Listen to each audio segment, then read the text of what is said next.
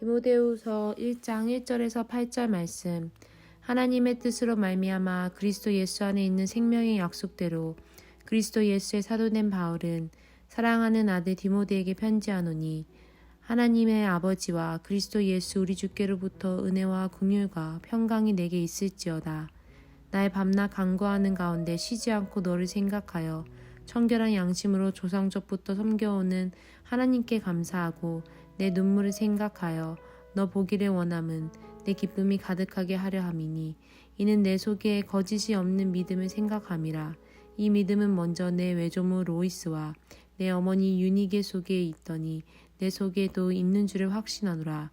그러므로 내가 나의 안수함으로 내 속에 있는 하나님의 은사를 다시 부릴 듯하게 하기 위하여 너로 생각하게 하노니, 하나님이 우리에게 주신 것은 두려워하는 마음이 아니요 오직 능력과 사랑과 근신하는 마음이니, 그러므로 내가 우리 주의 증거와 또는 주를 위하여 갇힌 자 된 나를 부끄러워 말고 오직 하나님의 능력을 쫓아 복음과 함께 고난을 받으라. 우리 사랑하는 카리스 청년부 여러분, 반갑습니다. 오늘은 디모데후서 1장의 말씀을 가지고 은혜를 나누기를 소원합니다.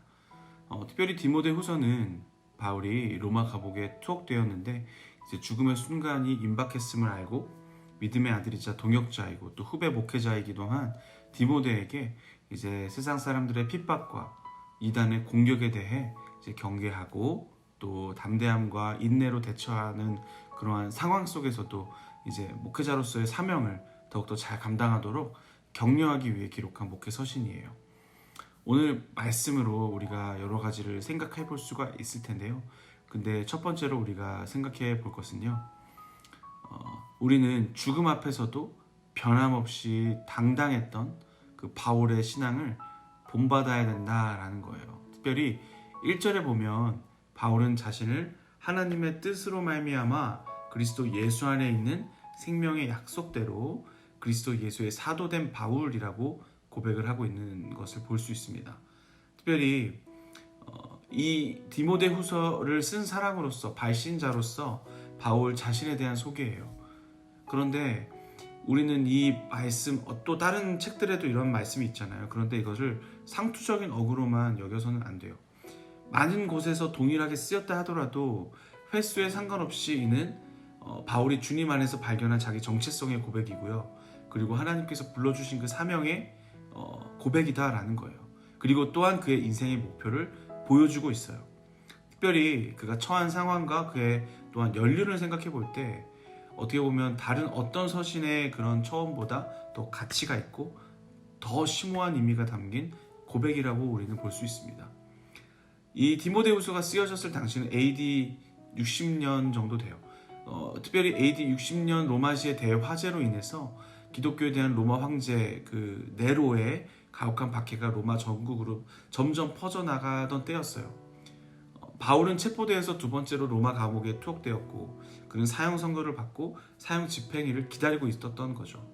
그런데 그가 디모데에게 보낸 그 두 번째 편지에서 자신의 정체성을 밝힌 것은 억울하게 죄인으로 몰려서 사형 선고를 받고 죽음을 기다리고 있었던 그러한 때였다라는 거예요.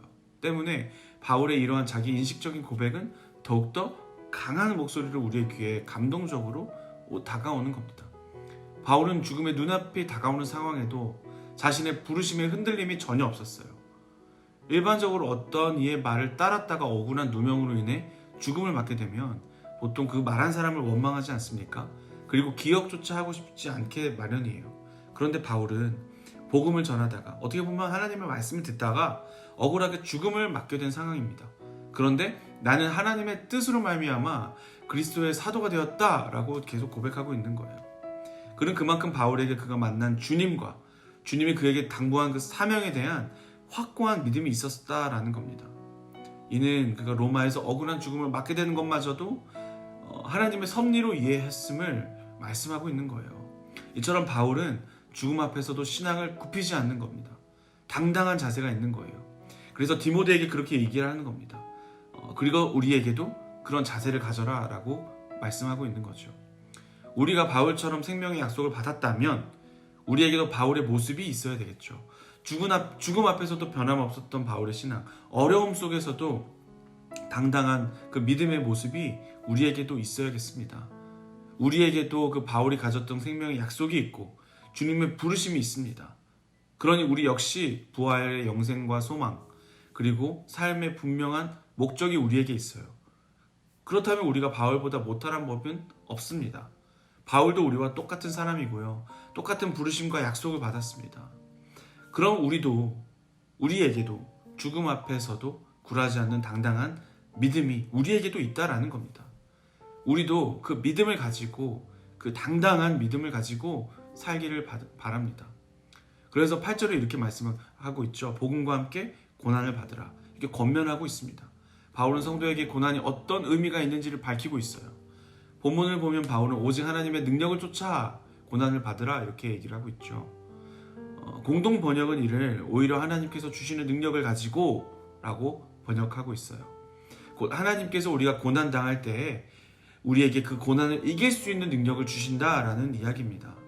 우리가 복음과 함께, 예수님과 함께 고난을 받을 때 우리는 결코 홀로 남겨지는 것이 아니다라는 거죠. 하나님께서는 우리에게 그 고난을 견딜 능력을 주시고요.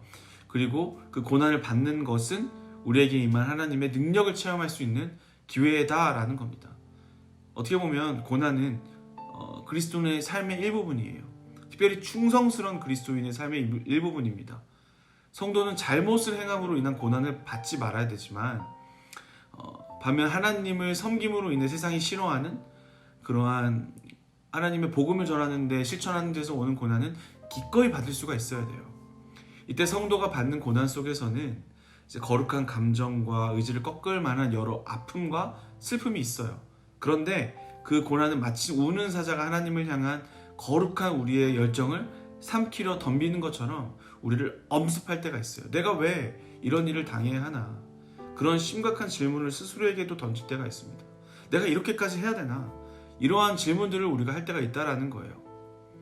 그런데 우리가 받은 고난은 결코 우리 혼자만이 받는 것이 아닙니다.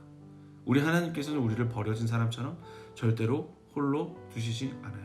그리고 그 고통을 이미 다 체험하시고 이기신 분이 계십니다. 십자가에서 인간의 모든 고통을 다 이기신 우리 주님께서는 우리에게 또한 넉넉히 이기림을 주실 거예요.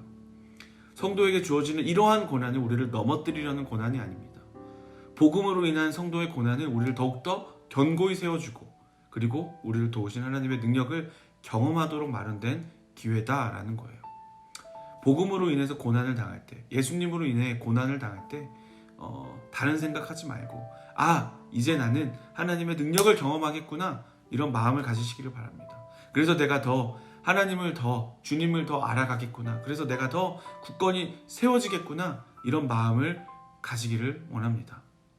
욥기서에 이렇게 말씀하고 있죠. 나의 가는 길을 오직 그가 아시나니 그가 나를 단련하신 후에는 내가 정금같이 나오리라. 이런 고백이 우리의 고백이 되기를 소원합니다. 혹시 그러한 고난이 있습니까?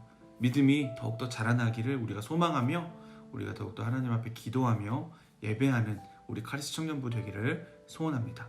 함께 기도하겠습니다. 하나님 아버지 감사합니다. 주님, 이 땅에서 우리가 사명을 가지고 살아갈 때 고난이 있을지라도 오직 주님을 붙들고 살아갈 수 있도록 주여 도와 주시옵소서. 우리에게 능력을 더하여 주시고 능력을 체험하게 하시고 능력대로 그 말씀대로 살아갈 수 있도록 주여 도와 주시옵소서. 감사합니다. 예수 그리스도의 이름으로 기도합니다. 아멘.